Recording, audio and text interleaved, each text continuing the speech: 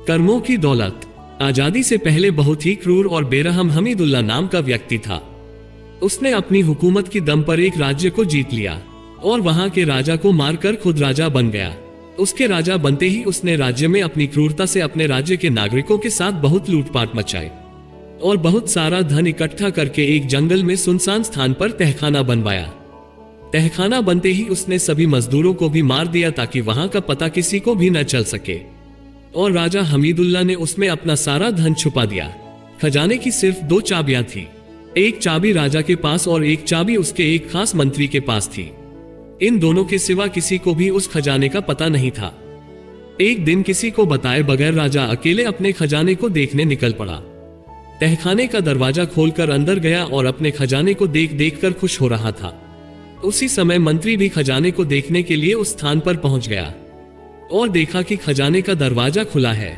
वो हैरान हो गया और सोचा कि कहीं कल रात जब मैं खजाना देखने आया था तब शायद दरवाजा खुला रह गया होगा। उसने दरवाजा बाहर से बंद कर दिया और चला गया। उधर खजाने को निहारने के बाद राजा जब संतुष्ट होकर वापस दरवाजे के पास आया तो ये क्या, दरवाजा तो बाहर से बंद हो गया था। उसने जोर जोर से दरवाजा पीटना शुरू किया पर वहां उनकी आवाज सुनने वाला उस जंगल में कोई भी नहीं था। राजा चिल्लाता रहा पर अफसोस कोई नहीं आया। वो थक हार कर खजाने को देखता रहा। अब राजा भूख और प्यास से बेहाल हो रहा था। वह पागल सा हो गया। वो रेंगता रेंगता हीरो के संदूक के पास गया और बोला, ए दुनिया के नायाब हीरो, मुझे एक गिलास पानी दे दो।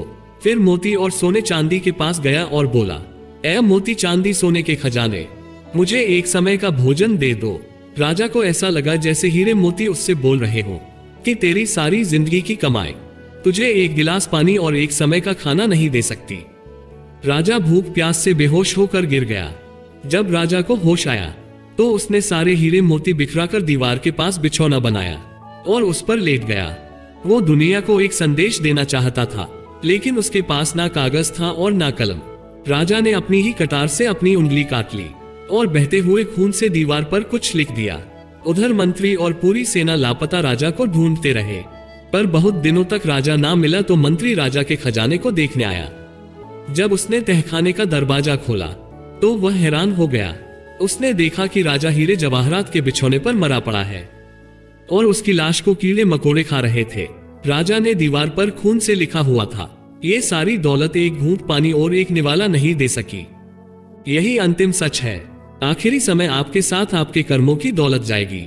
चाहे आप कितनी भी बेईमानी करके हीरे मोती और सोना चांदी इकट्ठा कर लो, सब यही रह जाएगा।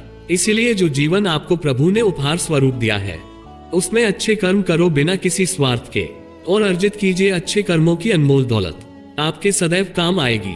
दोस्तों, अगर आपको ये कहानी अच्छी लगी हो तो लाइक जरूर करें और अगर आपको मोटिवेशनल वीडियो स्टोरीज वीडियो देखना पसंद है तो आप स्टोरी के चैनल को सब्सक्राइब करके बेल आइकन को प्रेस कर ले ताकि लेटेस्ट वीडियो का नोटिफिकेशन आपको सबसे पहले मिल जाए।